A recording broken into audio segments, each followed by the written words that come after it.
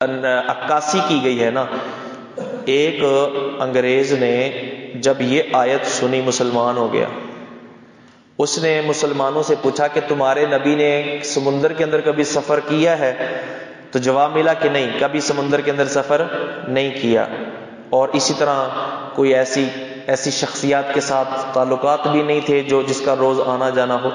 اس نے صرف یہ دیکھ کہ یہ جو منظر اس کے اندر بیان کیا گیا ہے نا، یہ منظر وہی بیان کر سکتا ہے جس نے دیکھا ہو یا دیکھنے والے نے جس کو بتایا ہو.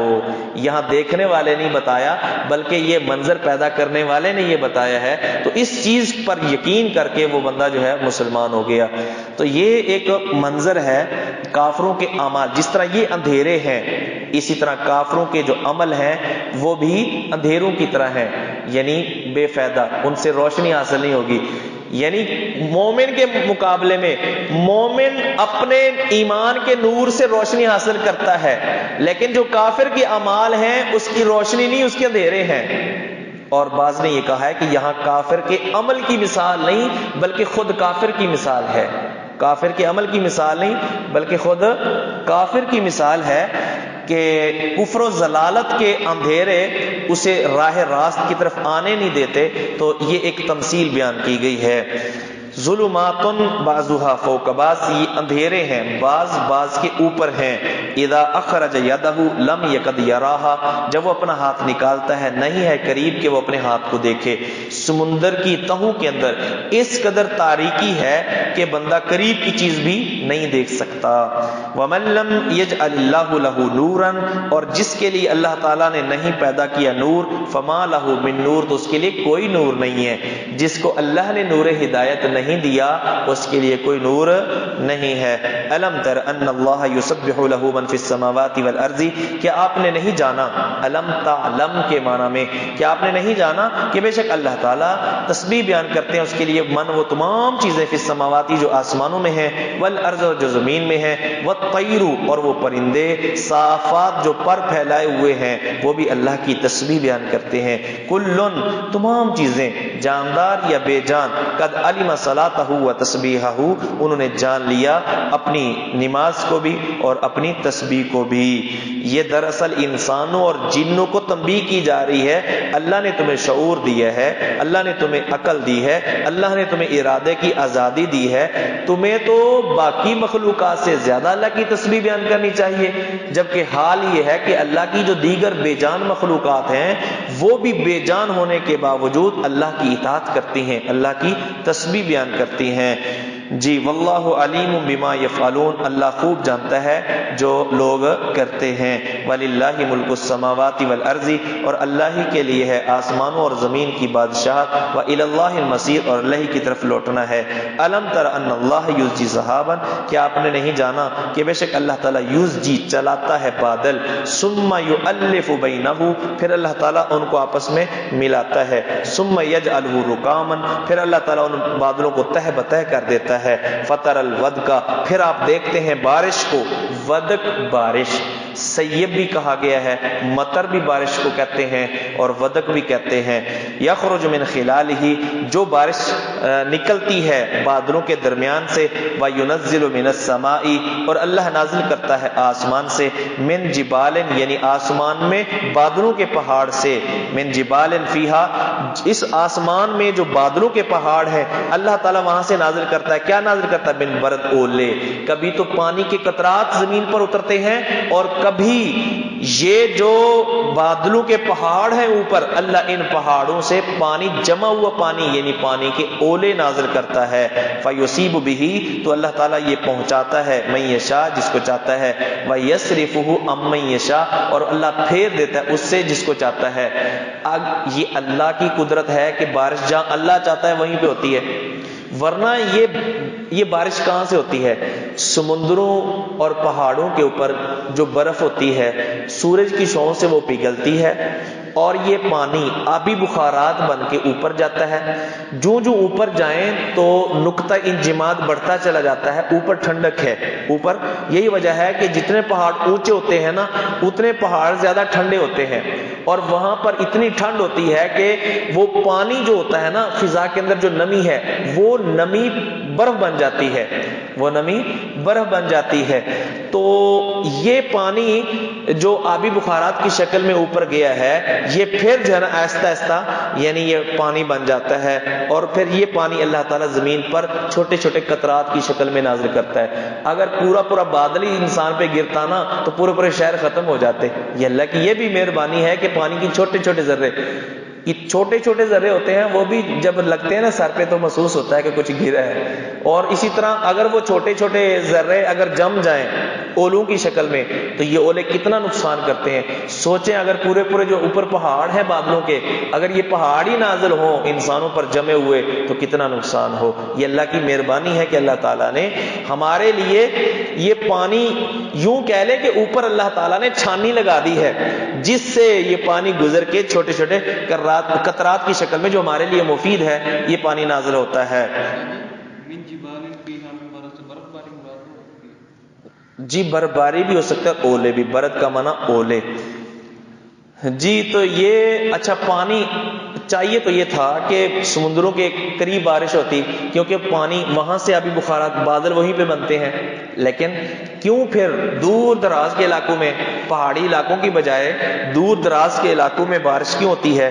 کیونکہ یصیب بہ من یشاء ویصرفہ عن من یشاء، اللہ ان بادلوں کو حکم دیتے ہیں فلاں جگہ پہ بارش برسانی ہے تو وہیں پر بادل بارش برساتے، اپنی مرضی سے یہ بادل جو ہے بارش نہیں برساتے، اللہ کے اذن سے، اللہ کے حکم سے جہاں ان کو حکم ملتا ہے۔ چنانچہ صحیح بخاری کے اندر ایک حدیث ہے نا کہ ایک نیک انسان، اللہ کے رستے میں صدقہ خیرات کرنے والے انسان، اللہ تعالیٰ نے بادل کو حکم دیا اس کے حدیقت فلان، جا فلاں کے باغ کے اندر اس کے قریب جا کے برس تاکہ اس کے باغ کو پانی جو ہے وہ پانی کے ساتھ وہ باغ سیراب ہو جائے۔ یکاد و سنا برقی ہی، قریب ہے کہ اس کی بجلی کی چمک، سنا چمک، برق بجلی، اس کی بجلی کی چمک یذہب بالابصار، لے جائے نظر کو۔ تو یہ جو بجلی چمکتی ہے تو یہ نقصان دے سکتی ہے، لیکن اللہ تعالیٰ محفوظ رکھتا ہے۔ یقلب اللہ اللیل والنہار، اللہ ہی تبدیل کرتا ہے رات اور دن کو۔ یہ جو نظام ہے، دن ختم ہوتا ہے رات آ جاتی ہے، رات ختم ہوتی ہے دن آ جاتا ہے، کون ہے جو یہ پھیر رہا ہے، یہ نظام چلا رہا ہے؟ اللہ ہی ہے۔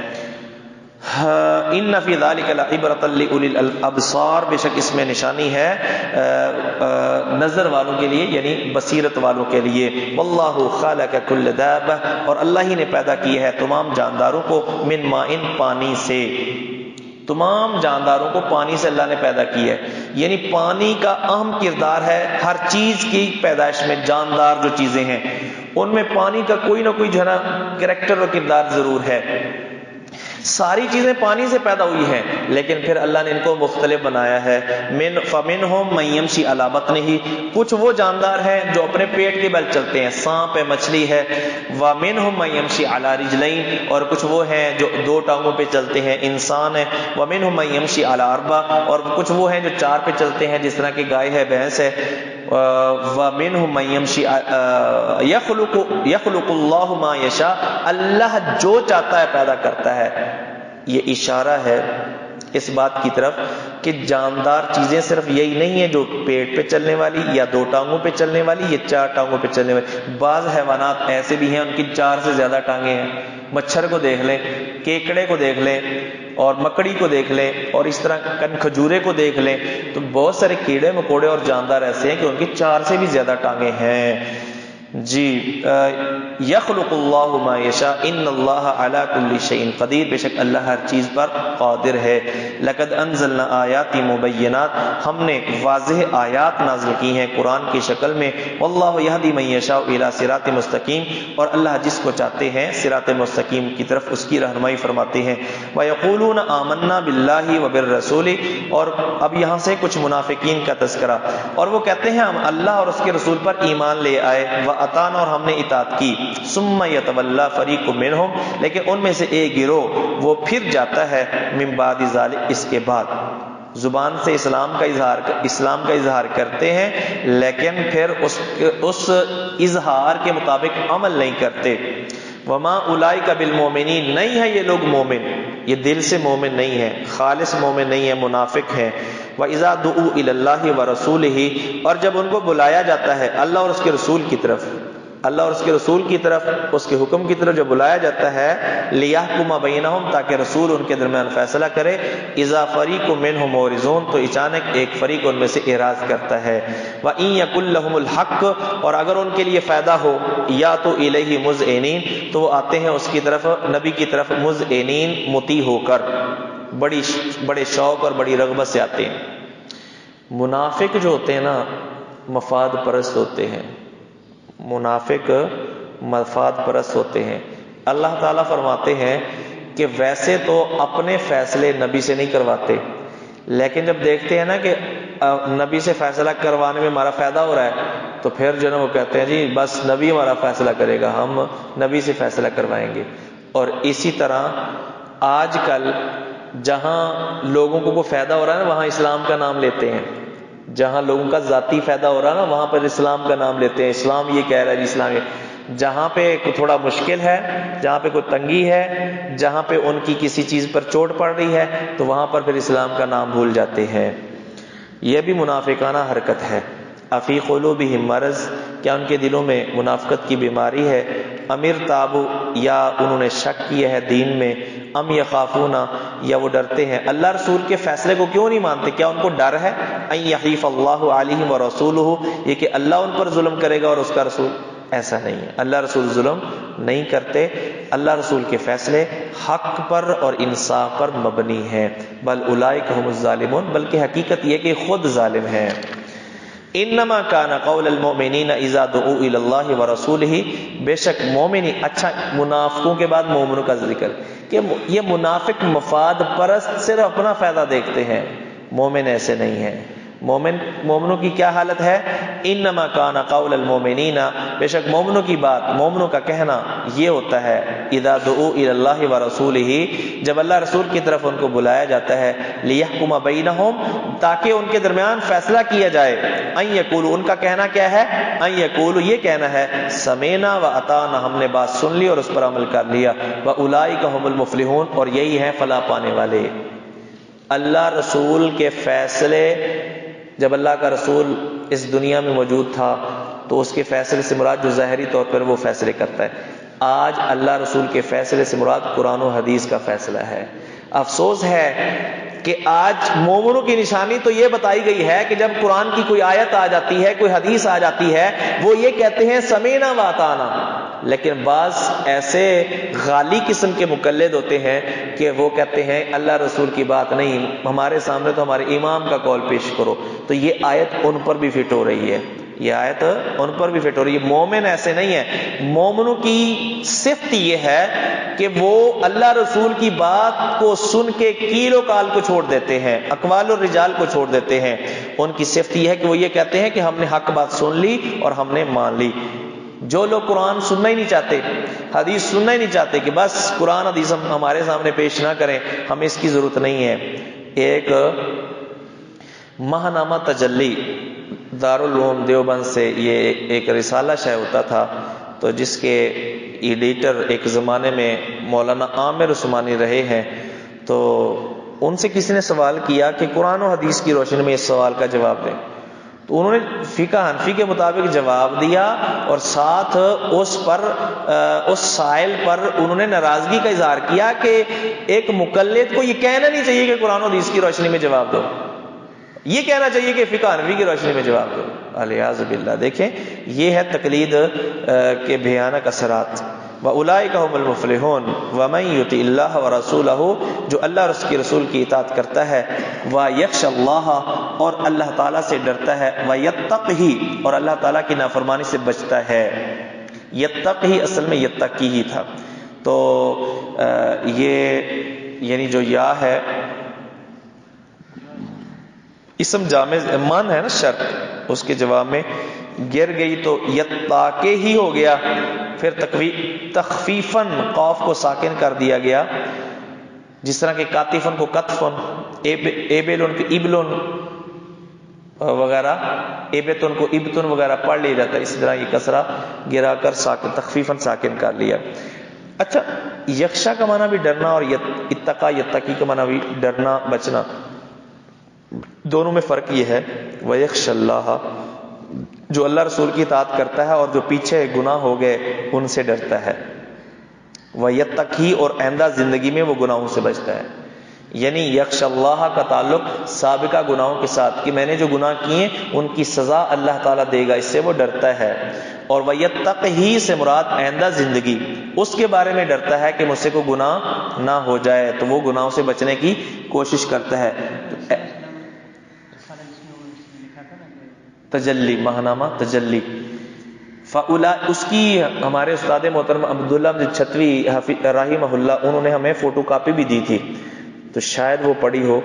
فاولئک هم الفائزون، تو یہی لوگ ہیں کامیاب ہونے والے. واقسموا باللہ جہد ایمانہم، اور پھر منافقوں کا تذکرہ، انہوں نے قسمیں اٹھائی منافقوں نے، جہد ایمانہم، پختہ قسمیں.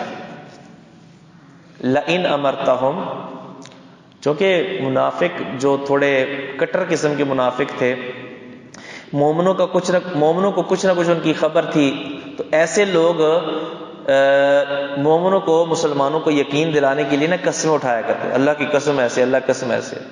جو جھوٹا انسان ہوتا ہے نا، تو اس کو نہ بھی کہنا تو وہ جھوٹی قسمیں اٹھانا شروع کر دیتا ہے تاکہ یہ یقین کر لے. جی، لازمی نہیں کہ ہر بندہ قسم اٹھانے والا ہی جھوٹا ہو، لیکن عام طور پہ جھوٹوں کے اندر یہ نشانی پائی جاتی ہے. واقسموا باللہ جہد ایمانہم، اور انہوں نے اللہ کی پختہ، اللہ کے نام کی قسمیں اٹھائیں.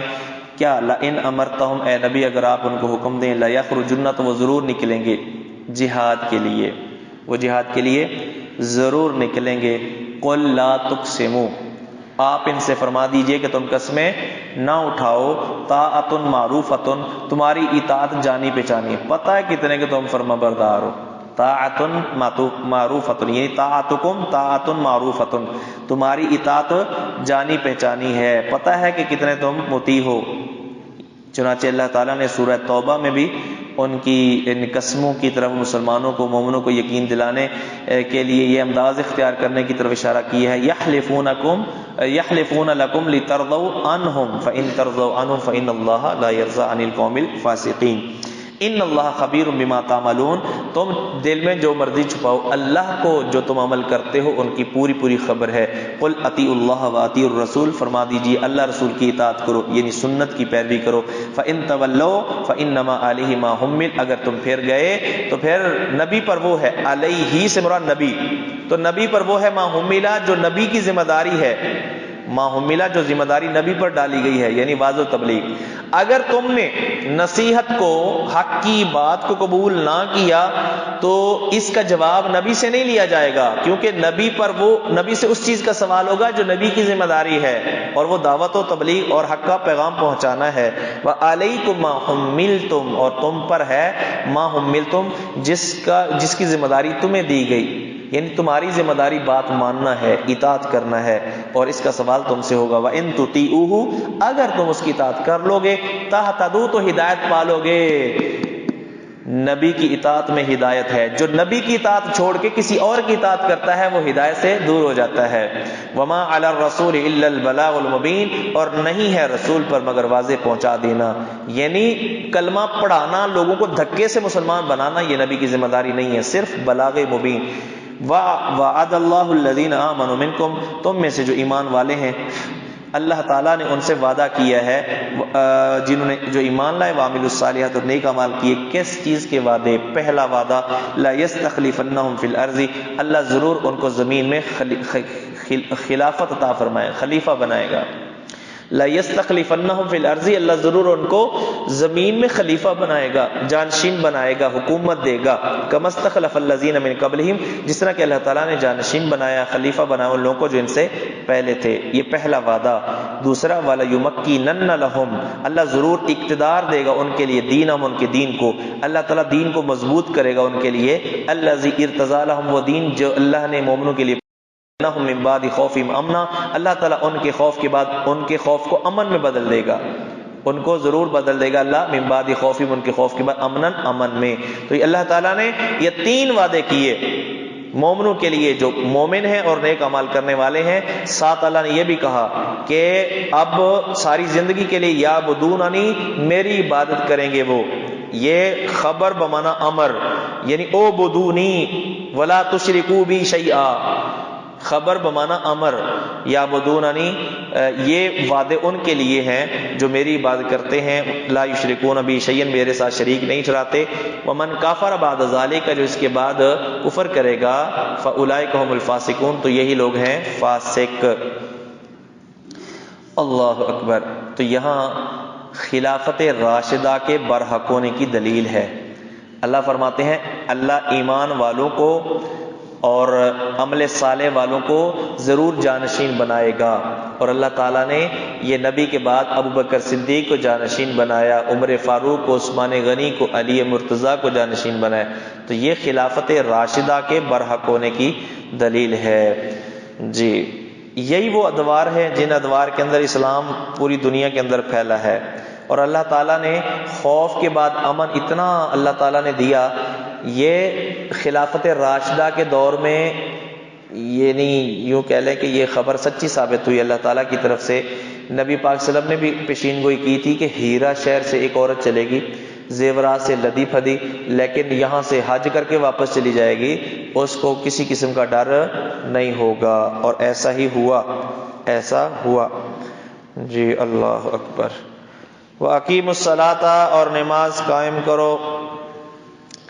اللہ تعالیٰ نے خلافت کا وعدہ کیا، آگے پھر فرمایا وَأَقِیمُوا الصَّلَاةَ، تو اس میں اشارہ ہے کہ خلافت تب تک قائم رہے گی جب تک یہ کام کرتے رہو گے۔ اقیموا الصلاۃ، نماز قائم رکھو، وآتوا الزکاۃ، زکات ادا کرتے رہو، واطیعوا الرسول، اور رسول کی اطاعت کرو، لعلکم ترحمون، تاکہ تم پر رحم کیا جائے اور تمہاری حکومت باقی رکھی جائے، اور تاکہ تمہیں امن عطا کیا جائے، اور تاکہ تمہیں زمین میں اقتدار دیا جائے۔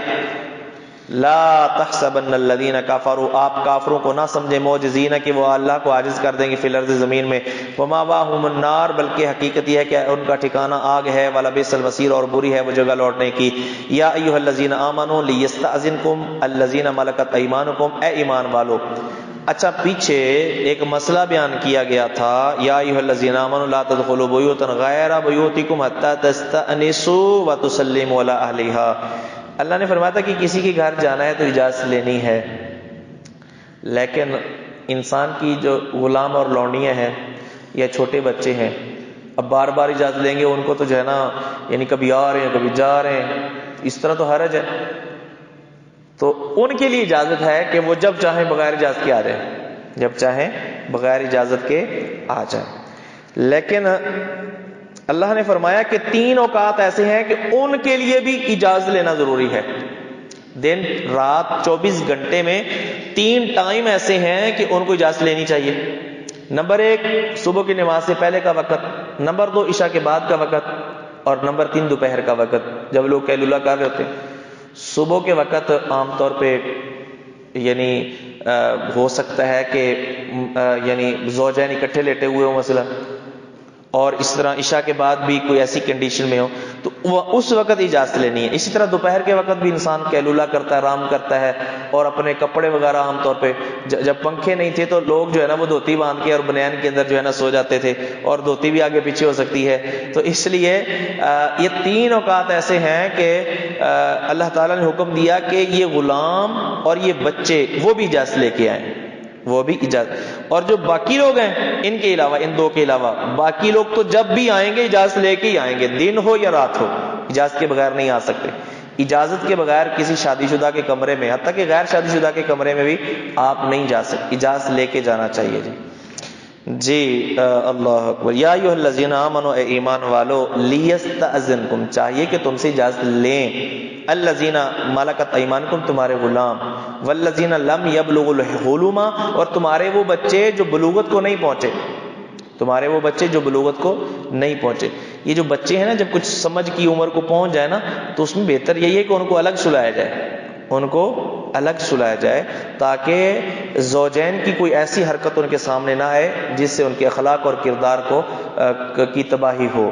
جی، اسی لیے فرمایا وہ تمہارے بچے، لم یبلغ الحلم منکم، جو تم میں سے ہیں بچے، تمہارے بچے ہیں، تمہارے اپنے بچے ہیں، تمہارے بھتیجے ہیں، اسی طرح دیگر جو ہے نا گھر کے افراد ہیں، چھوٹے بچے ہیں جو بلوغت کو نہیں، حلم بلوغت کو نہیں پہنچے، تو وہ اجازت لیں ثلاث مراتن بمانا ثلاث اوقاتن، 3 اوقات میں، 3 بار یعنی 3 اوقات میں اجازت لیں۔ کون سے اوقات ہیں؟ نمبر 1 من قبل صلاۃ الفجر، فجر کی نماز سے پہلے، عام طور پہ جس نے نہانا ہوتا ہے فجر کی نماز سے پہلے نہاتا ہے، وحین تضعون ثیابکم من الظہیرۃ، اور جب تم کپڑے اتارتے ہو دوپہر کے وقت، ومن بعد قیلولے کے وقت، ومن بعد صلاۃ العشاء، اور عشاء کی نماز کے بعد، ثلاث عورات لکم، یہ 3 اوقات ہیں جو تمہارے لیے مقرر کیے گئے ہیں۔ لیس علیکم ولا علیہم، تم پر بھی کوئی حرج نہیں اور ان بچوں پر بھی کوئی حرج نہیں، غلاموں پر بھی کوئی حرج نہیں، بعدہن، ان 3 اوقات کے علاوہ، بعدہن یعنی دونہن، ان کے علاوہ، طوافون علیکم بعضکم علی بعض، تم پر چکر لگانے والے ہیں تمہارے بعض پر، یعنی ایک دوسرے کے پاس تمہارا آنا مسلسل لگا رہتا ہے، ایک دوسرے کے پاس آنا تمہارا مسلسل لگا رہتا ہے، اس لیے اگر اجازت شرط لگائی جائے اجازت لینے کی تو حرج ہے، تنگی ہے۔ کذالک یبین اللہ لکم الآیات، اسی طرح اللہ تعالیٰ تمہارے لیے آیات کو کھول کر بیان کرتا ہے، واللہ علیم حکیم، اللہ تعالیٰ علم والا حکمت والا ہے۔ وَإِذَا بَلَغَ الْأَطْفَالُ مِنْكُمْ، یہی بچے جب بڑے ہو جائیں پھر یہ بھی اجازت لے کے آئیں گے، پھر یہ بھی 24 گھنٹے اجازت لے کے آئیں گے۔ وَإِذَا بَلَغَ الْأَطْفَالُ مِنْكُمْ، اور جب تمہارے بچے پہنچ جائیں الحلم، بلوغت کو، فَلْيَسْتَأْذِنُوا، تو وہ بھی اجازت لیں، كَمَا اسْتَأْذَنَ الَّذِينَ، جس طرح کہ وہ لوگ اجازت لیتے ہیں، الَّذِينَ مِنْ قَبْلِهِمْ، جن کا تذکرہ پہلے گزر چکا یا جو ان سے پہلے بالغ ہو چکے ہیں۔ کذالک یبین اللہ لکم، اسی طرح حضرت عطا رحمہ اللہ نے حضرت عبداللہ ابن عباس سے سوال کیا کہ میری 2 بہنیں ہیں جو میری پرورش میں ہیں، تو وہ الگ رہتی ہیں، تو جب میں ان کے پاس جاؤں تو اجازت لے کے جاؤں؟ انہوں نے کہا جی ہاں۔ انہوں نے کہا کہ وہ تو مطلب خرچہ بھی میں ہی ان پہ کرتا ہوں، تو وہ بہت یعنی قربت ہے ان کے ساتھ۔ انہوں نے کہا کیا تم پسند کرتے ہو کہ تم انہیں ننگی حالت میں دیکھو؟ پھر انہوں نے اس آیت کی تلاوت کی۔ امام بخاری نے الادب المفرد کے اندر یہ موقوف روایت ذکر کی ہے۔ اچھا جی، والقواعد من النساء اللاتي لا يرجون نکاحا فليس عليهن جناح ان يضعن ثيابهن، اور وہ بوڑھی عورتیں، القواعد، قائد کی جمع مراد گھروں میں بیٹھے رہنے والی، بڑھاپے کے اندر بیچاری عورتیں پھر وہ جو ہے نا وہ گھروں تک محدود ہو کے رہ جاتی ہیں، تو وہ بوڑھی عورتیں، عمر رسیدہ عورتیں، اللاتی لا یرجون نکاحا، جو نہیں توقع رکھتی نکاح کی کوئی دلچسپی نہ ان کو ہوتی ہے نہ کسی کو ان میں ہوتی ہے، فلیس علیہن جناح، تو کوئی حرج نہیں ان پر، ان یضعن ثیابہن، کہ وہ اپنے کپڑے اتار لیں۔ اپنے کپڑے اتارنے کا مطلب شلوار قمیض اتارنا نہیں ہے بھائی، یہ زائد کپڑے مراد ہیں، یعنی اپنا بڑی چادر، برقع نہ پہنے، کوئی حرج نہیں ہے جو بوڑھی عورتیں ہیں۔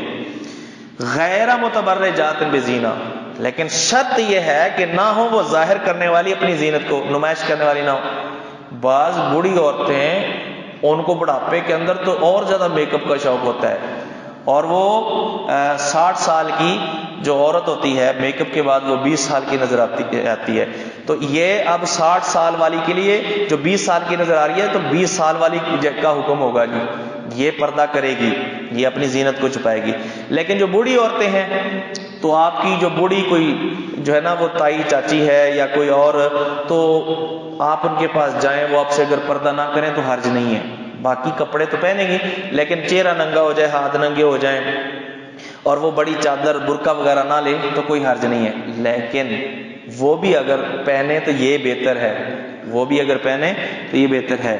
وَأَن يَسْتَعْفِفْنَا، اور یہ کہ وہ بچیں یعنی اپنے آپ کو ظاہر کرنے سے، خیر لہن، یہ ان کے لیے بہتر ہے۔ 2 چیزیں ہیں جی، ایک ہے عزیمت، ایک ہے رخصت۔ اللہ نے رخصت دی ہے کہ اگر وہ بڑی چادریں وغیرہ استعمال نہ کریں تو رخصت ہے، لیکن عزیمت یہ ہے کہ وہ پہنے، تو لہٰذا اللہ نے فرمایا عزیمت پر عمل کرنا ان کے لیے کیا ہے؟ زیادہ بہتر ہے۔ واللہ سمیع علیم، اللہ خوب سننے والا جاننے والا ہے۔ کیونکہ یہ بہتر اس لیے کہا، بعض عورتیں تو بوڑھی ہوتی ہیں لیکن ایک جملہ بولا جاتا ہے، لِكُلِّ سَاكِتٍ لَاكِتٌ، لِكُلِّ سَاكِتٍ لَاكِتٌ، عام طور پہ بوڑھی عورتوں میں دلچسپی نہیں ہوتی، لیکن جن کچھ نہ لبے تو جانوروں نے بھی نہیں چھاڑتا، تو اس لیے وہ بھی بچیں، بعض چیزیں ایسی ہوتی ہیں جو ہماری اکثر کی نظر میں معمولی ہوتی ہیں، لیکن کچھ لوگ ہوتے ہیں جو جن کی نظر میں وہ بھی اہمیت والی ہوتی ہیں. لکل ساکتن، ہر گری پڑی چیز، لاکتن اس کو کوئی نہ کوئی اٹھانے والا ہوتا ہے. لکل ساکت، لاکت کا معنی یہ ہے، یعنی بہرحال کوئی نہ کوئی ایسا بد فطرت بد تینت انسان ہوتا ہے جو یعنی اس طرح کے کاموں سے بھی باز نہیں آتا کہ اس کی رغبت بوڑھی عورتوں میں بھی ہوتی ہے. لیس علی الاعمی حرج، نہ اندھے پہ کوئی حرج ہے، ولا علی الاعرج حرج، اور نہ کسی لنگڑے پر، ولا علی المریض حرج، اور نہ کسی بیمار پر، ولا علی انفسکم، اور نہ تمہارے نفسوں پر، ان تاکلوا من بیوتکم، نہ یعنی تمہارے اپنے اوپر، ان تاکلوا من بیوتکم یہ کہ تم کھاؤ اپنے گھروں سے، او بیوت آبائکم یا اپنے والدین کے گھروں سے. اچھا اپنے گھر الگ کہا، بیوت آبائکم الگ کہا، اس کا مطلب الگ الگ گھر یہی زیادہ بہتر ہے. باپ کے گھر الگ ذکر کیا گیا، اور اسی طرح بھائیوں کے گھر بہنوں کے گھر الگ الگ ذکر کیے گئے ہیں.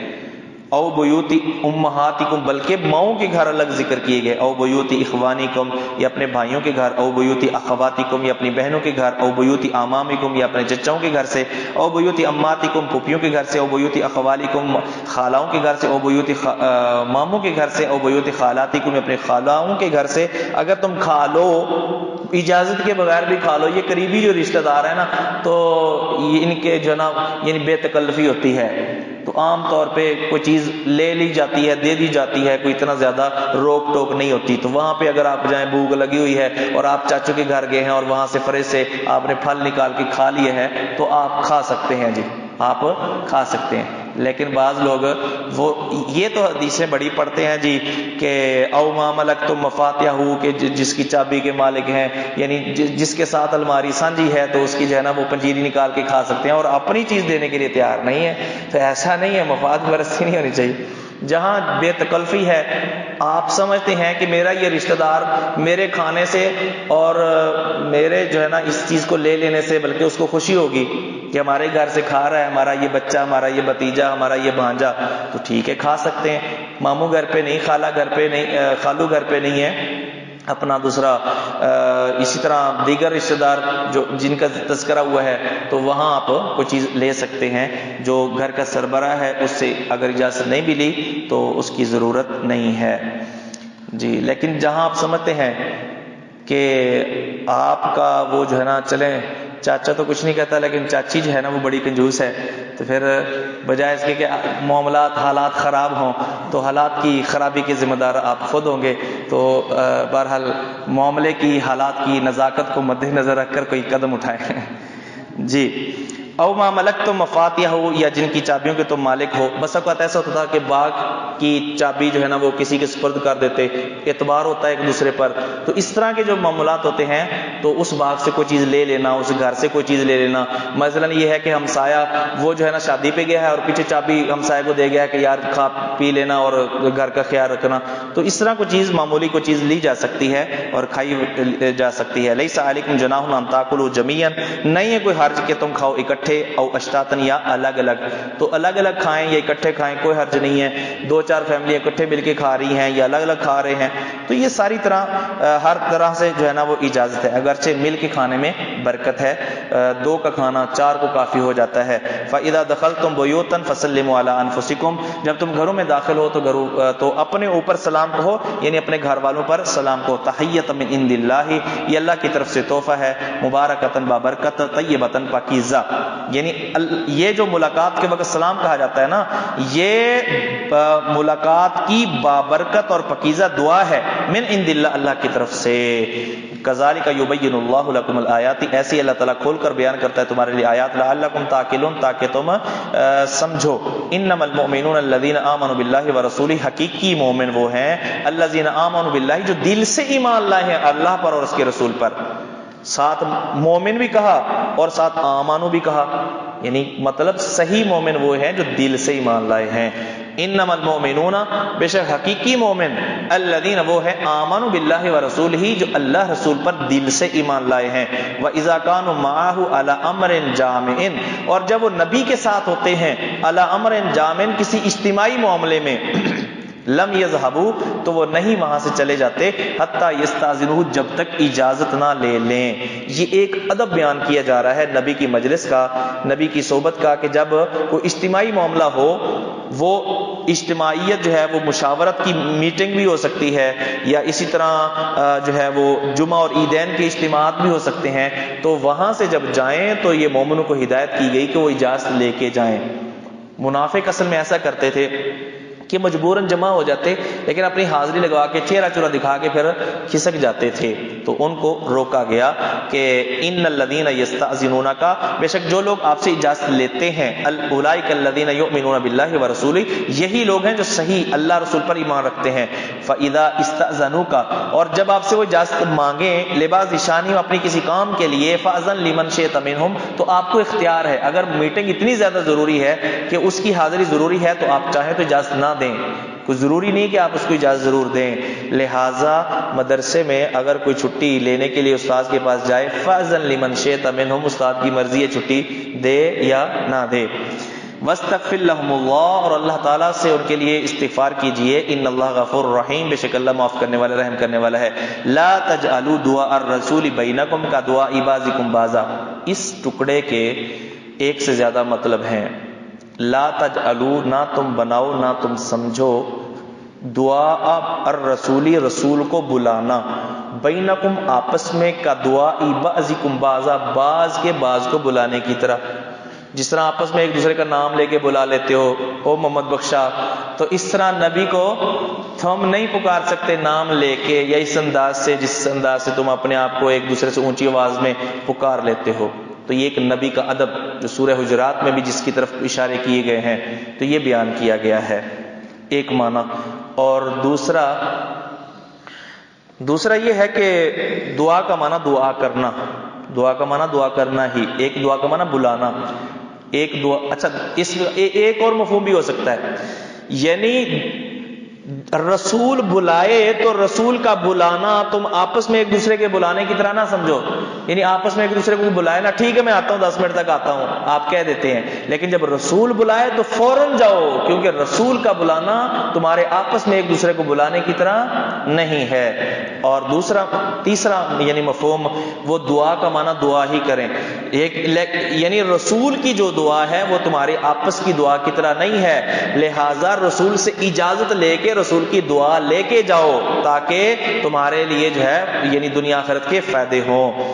جی, قد یعلم اللہ الذین یتسللون منکم لواذا, یقیناً اللہ جانتا ہے ان کو جو کھسکتے ہیں, یتسللون جو کھسکتے ہیں, پیچھے بیٹھ جاتے ہیں اور پھر کھسک جاتے ہیں, لوازن ایک دوسرے کی آڑ میں, لوازن ایک دوسرے کی آڑ لے کر. تو اللہ تعالیٰ خوب جانتا ہے ایسے لوگوں کو جو ایک دوسرے کی پناہ لے کے ایک دوسرے کے پیچھے اوڑ میں ہو کے کھسک جاتے ہیں. فَلْيَحْذَرِ الَّذِينَ يُخَالِفُونَ عَنْ أَمْرِهِ, تو ڈر جانا چاہیے ان لوگوں کو جو مخالفت کرتے ہیں رسول کے حکم کی, ان تصیبہم, کہیں ایسا نہ ہو کہ ان کو پہنچے فتنۃ, فتنہ. فتنے کا مطلب کیا ہے؟ بعض علماء نے یہ کہا ہے کہ فتنے کا مطلب کفر, منافقت اور بدعت کا فتنہ, یعنی رسول کی مخالفت کرو گے تو بدبختی یہ ہوگی تم سنت سے محروم ہو جاؤ گے, اور بدعت تمہیں اچھی لگے گی, تمہیں منافقت اچھی لگے گی, کفر اچھا لگے گا, تم کفر تک جا پہنچو گے. اور اس کا دوسرا مطلب یہ ہے کہ فتنہ سے مراد دنیا میں آنے والی سزا, دنیا کے اندر حاصل ہونے والا عذاب, قحط سالی کی شکل میں ہو, مہنگائی کی شکل میں ہو, یا ان حکمرانوں کی شکل میں ہو جنہوں نے ملک کا بیڑا غرق کر دیا ہے. یہ کیا ہے؟ یہ یعنی دین کی, رسول کی مخالفت کا نتیجہ ہے کہ ہم نے اپنی مرضی کا دین بنایا ہوا ہے. او یصیبہم عذاب علیم, یا پہنچے ان کو دردناک عذاب, یعنی قیامت کو, آخرت کو.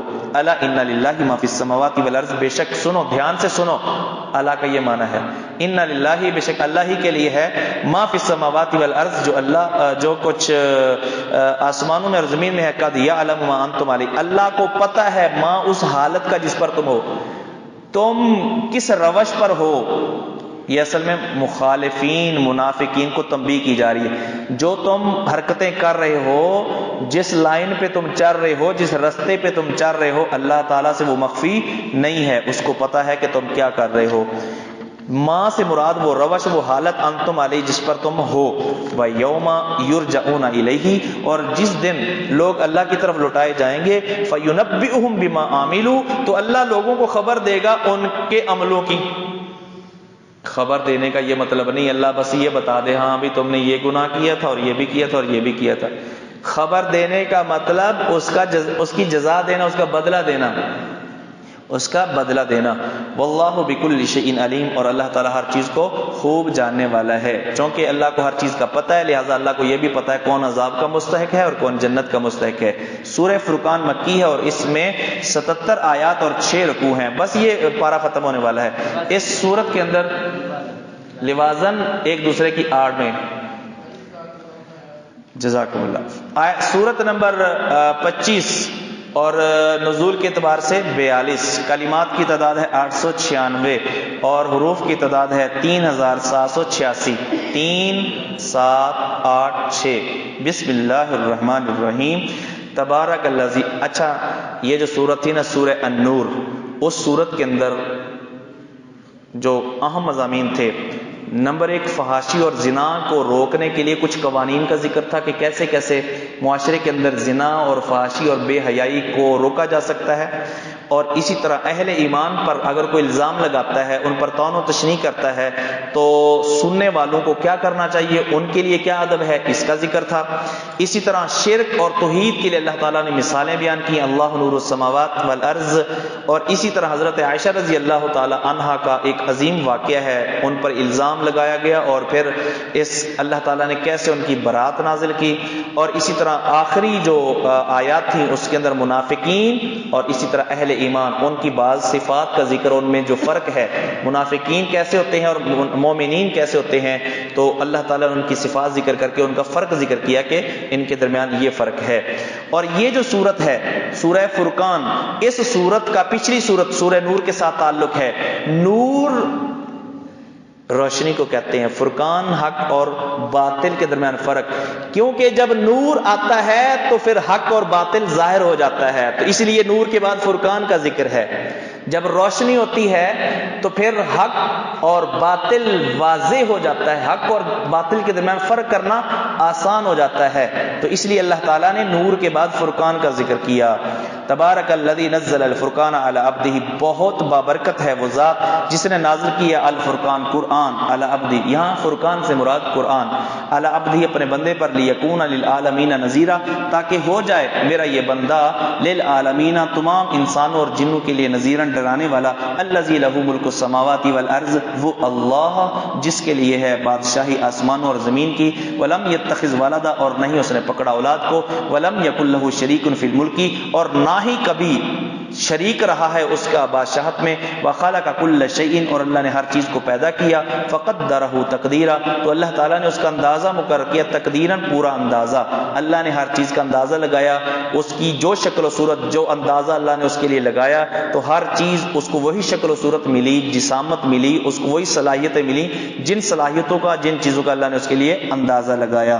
واتخذوا من دونہ آلہہ، لیکن لوگوں نے بجائے اس کے کہ اپنے اس خالق کو الہ سمجھتے اور اس کی عبادت کرتے، لوگوں نے بنا لی اللہ کے علاوہ آلہہ اور معبود، لا یخلقون شیئا، اور وہ معبود بھی اتنے عاجز کہ وہ نہیں پیدا کر سکتے شیئا، کچھ بھی، بلکہ وہم یخلقون، وہ خود پیدا کیے گئے ہیں، بلکہ وہ معبود خود پیدا کیے گئے ہیں۔ ولا یملکون لانفسہم ضرا ولا نفعا، وہ تو اپنے لیے، یہ جو حاجت روا مشکل کشا سمجھے گئے ہیں، یہ تو اپنے لیے بھی نفع اور نقصان کے مالک نہیں۔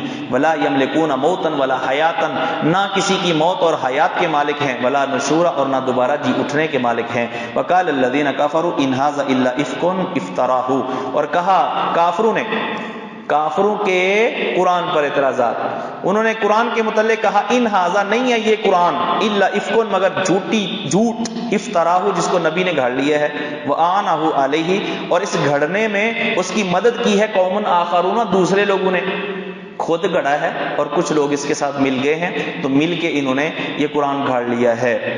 ابو فقیہ یسار اداس نام کے کچھ لوگ جو ہے نا وہ نام لیتے تھے کہ فلاں فلاں نے مدد کی ہے، غلام ٹائپ کے لوگ، اللہ اکبر. فقط جاؤ، اللہ فرماتے ہیں یہ جو انہوں نے اتنی بڑی بات کہی ہے، فقط جاؤ ظلمن وزورا، وہ آئے ہیں بہت بڑے ظلم کو، وزورا اور بہت بڑی جھوٹی بات کو، یعنی یہ انہوں نے ظلم کیا ہے. یہ قرآن اللہ کی کلام ہے، وہ نسبت جو ہے وہ نبی کی طرف یا کسی اور کی طرف کر رہے ہیں. وقالو، اور اسی طرح بدبختوں نے قرآن پر ایک اعتراض یہ بھی کیا کہ اساطیر الاولین، یہ تو پہلے لوگوں کی کہانی ہے، کہانیاں ہیں، افسانے ہیں. اکتتبھا، جس کو لکھوا لیا ہے اس نبی نے، فہی تملا علیہ، تو یہ پڑھی جاتی ہیں آیات نبی پر بکرۃ واصیلا، صبح شام، تاکہ اس کو یاد ہو جائے. صبح شام اس کے جو ہے نا یار ہیں وہ اس پر پڑھتے ہیں. کل، جواب ان کی جھوٹ کا جواب، کل آپ کہہ دیجئے کہ نہیں، تمہاری یہ باتیں غلط ہیں. انزلہ اللہ، انزلہ الذی، اس قرآن کو نازل کیا اس اللہ نے، یعلم السر فی السماوات والارض، جو زمین آسمان میں راز کی چیزوں کو بھی جانتا ہے. انہ کان غفور الرحیم، بے شک وہ معاف کرنے والا، رحم کرنے والا ہے. یہ جو اتنی بڑی بات کہہ رہے ہیں، قرآن کی تکذیب کر رہے ہیں، قرآن کی تعلیمات کی تکذیب کر رہے ہیں، اللہ فوراً گرفت نہیں کر رہا، کیونکہ انہ کان غفور الرحیم. وقالوا ما لهذا الرسول، پہلے قرآن پر اعتراض تھا، اب قرآن یعنی بیان کرنے والے نبی پر اعتراض. وقالوا، اور انہوں نے کہا، ما لهذا الرسول، کیا ہے اس رسول کے لیے، یاکل الطعام، وہ کھاتا ہے کھانا، ویمشی فی الاسواق، اور چلتا ہے بازاروں میں، لولا انزل الیہ ملک، کیوں نہیں اس کی طرف اترا فرشتہ، فیکون معه نذیرا، تو ہوتا وہ اس کے ساتھ ڈرانے والا، اس کے ساتھ ایک فرشتہ ساتھ ہوتا. جہاں یہ دعوت دیتا فرشتہ کہتا بالکل ٹھیک کہہ رہا ہے، اس کی بات مان لو، تو ہم مان لیتے، ہمارے لیے آسانی ہو جاتی. جی یہ اعتراض ہے جی ان کا. او یلقا، یا کیوں نہیں اتارا جاتا، الیہ اس کی طرف، کنز خزانہ، او تکون لہ جنت، یا ہو اس کے لیے باغ، یاکل منھا، جو اس میں سے کھائے. یہ بیچارہ کئی دن بھوکا رہتا ہے، اس کے پاس دنیا کا مال و دولت نہیں ہے، کم سے کم اس کا اپنا ذاتی کو فائدہ ہو، اپنا ذاتی مکان ہو، اپنے ذاتی کاروبار ہو. باغ یعنی کاروبار. آج بھی یہ اعتراض کرتے ہیں نا، یہ مولوی اس کے پاس ہے کیا بیچارے کے پاس، اس کے تو یعنی چندے کی جو ہے نا وہ روٹیوں سے جو ہے نا یہ پلنے والا، تو یہ ہمیں جو ہے نا ہماری باتوں کو، ہمارے کاموں کو غلط کہتا ہے، یہ ہم پر اعتراض کرتا ہے. تو اسی طرح کے اعتراضات نبی پر بھی ہوتے تھے. وقال الظالمون، اور ظالموں نے کہا، مومنوں سے ظالموں نے کہا، منافقوں اور کافروں نے کہا، ان تتبعون الا رجلا مسحورا، نہیں ہو پیروی کرتے تم مگر جادو زدہ انسان کی.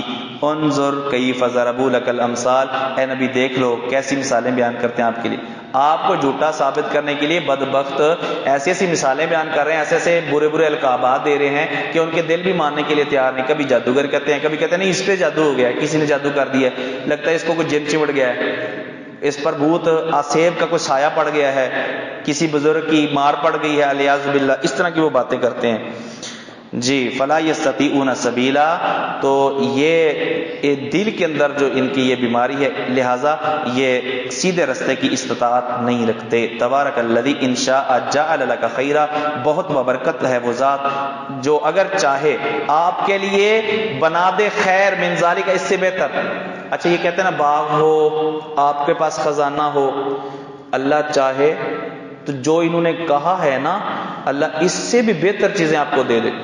دنیا جہان کے خزانے اللہ آپ کے قدموں میں ڈھیر کر دے، اللہ کے لیے مشکل نہیں ہے. لیکن اگر نبی وقت کا سیٹھ ہوتا، اگر نبی کے پاس مال و دولت کے انبار ہوتے اور ایمان لانے والوں میں وہ خوب تقسیم کرتا، تو کوئی کافر رہتا؟ سارے ہے. یہاں تو چاولوں کا بندوبست تو سارے لوگ جو ہے نا وہ بھابھیوں کی مسجد میں بیٹھے ہوتے ہیں چاولوں کے لیے. تو اگر نبی کے پاس دینے کے لیے مال دولت ہوتا تو پھر کیا ہوتا؟ آزمائش ختم ہو جاتی. یہ جو لوگوں کا امتحان ہے نا کہ پیسہ کوئی نہیں ہے، یعنی ایمان قبول کرنے پر کوئی کچھ نہیں ملے گا، دنیا کو کچھ نہیں ملے گا، یہ آخرت کے سودے ہیں.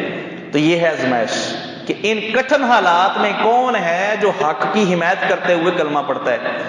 اگر لالچ کی بنیاد پہ پڑھتے تو سارے لوگ ہی مسلمان ہو جاتے، امتحان ہی ختم ہو جاتا، لوگوں کا امتحان ہی ختم. اس لیے اللہ فرماتے ہیں اگر اللہ چاہتا، ان شاء جعل لک خیرا، خیر سے مراد یہ دنیا کی وہ تمام چیزیں جو یہ کہہ رہے ہیں، یہ تمام چیزیں اللہ تعالیٰ آپ کے لیے پیدا کر دیتا، بلکہ بہتر من ذالک، ان چیزوں سے. اگر اللہ چاہتا ایسا کر سکتا تھا، لیکن اللہ تعالیٰ نے، اچھا وہ کون سی چیزیں ہیں؟ مثلا جنات یعنی باغات، تجری من تحتی الانہار جن کے نیچے سے نہریں بہتی ہیں، ویجعل لک اور اللہ تعالیٰ آپ کے لیے بنا دیتا قصوراً کئی محل، قصر ایک محل، اللہ فرماتے ہیں یہ تو ایک کوٹھی بنگلے کا کہہ رہے ہیں نا، اگر اللہ چاہتا تو آپ کے لیے بڑے بڑے کئی محلات بنا دیتا، اللہ کے لیے مشکل نہیں ہے۔ لیکن اگر یہ جو کہہ رہے ہیں نا کہ ایسا ہوتا تو ہم ایمان لے آتے، اللہ فرماتے ہیں ہم بہتر دے سکتے ہیں، لیکن یہ بدبخت لوگ پھر بھی ایمان قبول نہیں کریں گے کیونکہ انہوں نے اور اعتراض شروع کر دینے ہیں، یا پھر اگر وہ لالچ کی بنیاد پر ایمان قبول کریں گے تو پھر تو وہ ایمان تو پھر قابل قبول نہیں ہے۔ بل کذبوا بالساعۃ، اصل وجہ یہ نہیں ہے کہ نبی کے پاس یہ چیزیں کیوں نہیں، بلکہ اصل وجہ یہ ہے، لوگوں کے ایمان قبول کرنے کی اصل وجہ یہ ہے کہ وہ مرنے کے بعد اٹھنے کو مانتے ہی نہیں ہیں۔ کذبوا بالساعۃ، انہوں نے قیامت کا انکار کر دیا، یعنی مرنے کے بعد دوبارہ اٹھنے کا انکار کر، حساب و کتاب کا انکار، ان کو یہ ڈر خوف ہے نہیں کہ مرنے کے بعد اللہ کے سامنے حساب کتاب کے لیے پیش ہونا ہے۔ جس کو یہ ڈر ہو وہ تو گناہ کرتے وقت سوچے یار حساب کتاب دینا ہے، لیکن جس کو یہ ڈر ہی کوئی نہیں ہے تو وہ جو مرضی کرے دنیا کے اندر۔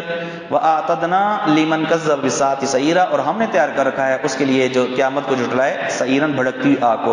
اِذَا رَأَتْهُمْ مِن مَّكَانٍ بَعِيدٍ، یہ آگ جب جہنمیوں کو دیکھے گی دور سے، سَمِعُوا لَهَا، تو آگ ان کو دیکھ کے آگ بگولا ہو جائے گی، سَمِعُوا لَهَا، یہ سنیں گے ان کے لیے، تغیظاً سخت آواز، وزفیراً اور دھاڑنا، گدھے کی آواز کو کہتے ہیں، تو گدھے کی آواز اونچی آواز ہوتی ہے، ان انکر الاصوات لصوت الحمید، یعنی ایسی آواز جو گھنونی آواز ہوگی جس کو سننا انسان گوارا نہ کرے۔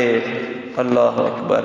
وَإِذَا أُلْقُوا مِنْهَا مَكَانًا ضَيِّقًا، اور جب اس جہنم کی تنگ جگہ میں ان کو ڈال دیا جائے گا، مقرنین آپس میں زنجیروں میں جکڑے ہوئے، دعوا هُنَالِكَ، تو اس وہی جہنم کی کے اندر وہ ایسی کنڈیشن میں گھٹیا قسم کی حالت میں ہوں گے کہ وہاں پر وہ مرنا چاہیں گے کہ مر جائیں، کم سے کم ان تکلیفوں سے تو جان چھوٹ جائے گی۔ ہنالک، وہاں، دعوا ہنالک ثبورا، وہاں وہ موت کو پکاریں گے، ہلاکت کو پکاریں گے اور اللہ سے دعا کریں گے اللہ ہم پر ہمارا قصہ ہی ختم کر دے۔ لا تدعوا اليوم، لیکن جواب ملے گا قیل لهم لا تدعوا اليوم، آج کے دن نہ تم پکارو ثبورا واحدا، ایک موت کو، وادعوا ثبورا کثیرا، کئی موتوں کو طلب کرو لیکن موت نہیں آئے گی۔ کل اذالک خیر، پھر اس وقت کہا جائے گا اے نبی آپ کہہ دیں کہ یہ جو حالت ہے یہ حالت بہتر ہے، ام جنت الخلدی، یا ایمان لانے کے نتیجے میں وہ جنت جو ہمیشگی کی جنت ہے، التی وعد المتقون، جس کا اللہ نے وعدہ کیا متقین سے، یہ بہتر ہے، بتاؤ کون سی چیز بہتر ہے؟ کانت لہم جزاء و مسیرا، یہ جنت ہے مومنوں کے لیے، متقین کے لیے جزا، بدلہ و مسیرا، اور لوٹنے کی جگہ، آخری منزل، واپسی کی جگہ، لہم فیہا ما یشاؤون، اس میں ان کے لیے وہ تمام چیزیں ہوں گی جو وہ چاہیں گے سوائے حقے کے، خالدینہ، اس میں ہمیشہ رہیں گے۔ کانا علی ربک وعدا مسئولا، یہ تیرے رب پر ہے ایسا وعدہ جس کی دعا ہونی چاہیے، جس کی دعا کی جانی چاہیے۔ وعدا مسئولا دو معنی ہو سکتے ہیں اس کے، ایک یہ ہے کہ ایسا وعدہ جو اس قابل ہے کہ اللہ تعالیٰ سے اس کا مطالبہ کیا جائے، پورا کرنے کی دعا کی جائے، اور دوسرا ایسا وعدہ جو مانگنے پر یقیناً پورا کیا جائے گا، یعنی وعدن واجبن، اللہ یہ ایسا وعدہ ہے کہ اللہ تعالیٰ نے اپنے اوپر یہ لازم کر لیا ہے، گویا کہ اللہ سے سوال کیا جا سکتا ہے کہ اللہ یہ تو نے وعدہ پورا کیوں نہیں کیا۔ وَيَوْمَ يَحْشُرُهُمْ، اور جس دن لوگوں کو اکٹھا کرے گا، وَمَا يَعْبُدُونَ مِن دُونِ اللَّهِ، اور جس دن اللہ تعالیٰ اللہ کے علاوہ مشرک جن کی عبادت کرتے تھے ان کو بھی اللہ اکٹھا کر لے گا۔ فَيَقُولُ، پھر اللہ پوچھے گا، یعنی معبودوں سے اللہ پوچھے گا، انتم ازللتم عبادی ہؤلاء، میرے ان بندوں کو تم نے گمراہ کیا ہے، ام ہم ضلوا السبیل، یا وہ خود ہی راستے سے ہٹ گئے، ام ہم ضلوا، یا وہ خود ہی بھٹک گئے، السبیل سیدھے راستے سے۔ اللہ مشرکین کو لاجواب اور ذلیل کرنے کے لیے یہ سوال کرے گا۔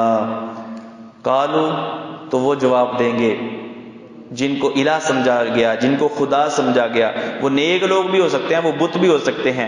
قالوا سبحانک، وہ کہیں گے اللہ تو شریکوں سے پاک ہے، ہم تیرے شریک کیسے ہو سکتے ہیں؟ یہ بدبخت خود بناتے تھے، ہم نے ان کو کبھی نہیں کہا کہ ہمیں شریک بناؤ۔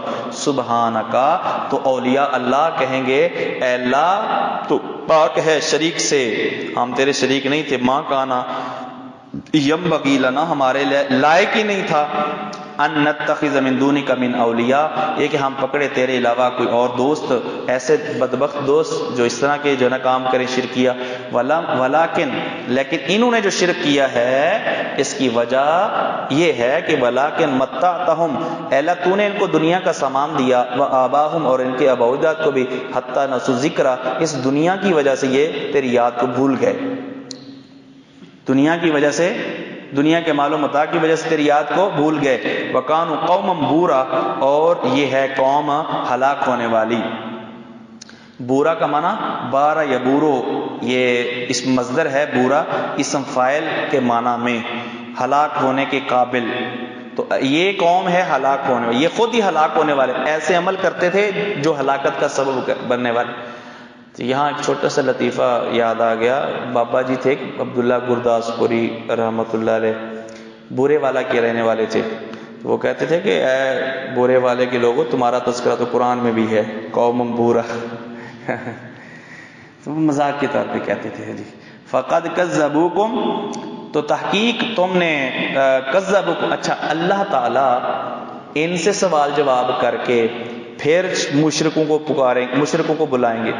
دیکھو آج انہوں نے تمہیں جھوٹا کہہ دیا نا، تم کہتے تھے کہ یہ الہ ہیں اور ہم نے ان کو الہ بنایا ہے کیونکہ یہ الہ ہیں، تو آج یہ تمہیں جھوٹا کہہ رہے ہیں، یہ تمہیں جھوٹا کہہ رہے ہیں۔ فقد کذبوکم، تحقیق انہوں نے تمہاری تکذیب کی ہے، بما تقولون، جو تم کہتے تھے، تم ان کو الہ کہتے تھے، یہ کہتے ہم الہ نہیں تھے، تو انہوں نے تکذیب کر دی، تمہیں جھوٹا کہہ دیا ہے۔ فما تستطيعون صرفا ولا نصرا، لہذا آج کے دن نہیں تم استطاعت رکھ سکتے صرفا عذاب کو ہٹانے کی، ولا نصرا، اور نہ کسی سے مدد کی، نہ کسی کی مدد کی تم استطاعت رکھ سکتے ہو۔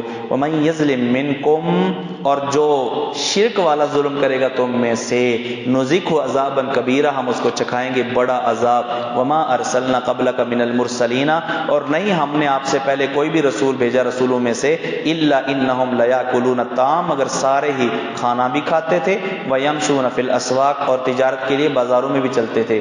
اندازہ لگاؤ کہ نبی ہو کے یمشون فی الاسواق، تو لہٰذا مولوی کوئی بازار کے اندر آتا جاتا مل جائے تو وہ عجیب نظروں سے دیکھا جاتا ہے، مولوی بازار سے، یہ یمشون فی الاسواق، یہ نبی ہیں جو بازار میں جا رہے ہیں جی، ضرورت کے تحت جایا جا سکتا ہے لیکن بلا فائدہ بازاروں کے چکر نہیں لگانے چاہیے، کیونکہ بری ترین جگہ زمین پر وہ بازار ہیں، سب سے اچھی جگہ جو ہے وہ مساجد ہیں، اور سب سے بری جگہ کون سی ہیں جی؟ بازار ہیں۔ تو اس لیے بازار میں زیادہ نہیں جانا چاہیے، انسان کا ایمان کمزور ہوتا ہے جی۔ وَجَعَلْنَا بَعْضَكُمْ لِبَعْضٍ فِتْنَةً، اور ہم نے بنا دی ہے تمہارے بعض کو بعض کے لیے آزمائش، انسان آپس میں ایک دوسرے کے لیے آزمائش ہیں۔ اتصبرون، اب یہ جو تھوڑا یعنی تمہیں تکلیف ہوتی ہے اے مومنو، کافر اعتراض کرتے ہیں، تنگی ہے، اتصبرون، صبر کرو گے؟ اگر کرو گے تو تمہیں اس پر اجر ملے گا۔ وَكَانَ رَبُّكَ بَصِيرًا، کیونکہ تم جو بھی نیکی کرو گے تمہارا رب تمہیں دیکھنے والا ہے، وہ دیکھ رہا ہے کون کتنی قربانی دے رہا ہے، اس لیے تمہاری یہ قربانیاں اللہ تعالیٰ رائگاں نہیں کرے گا، اس لیے تمہیں صبر کا دامن پکڑے رکھنا چاہیے تاکہ تم کامیاب ہو جاؤ۔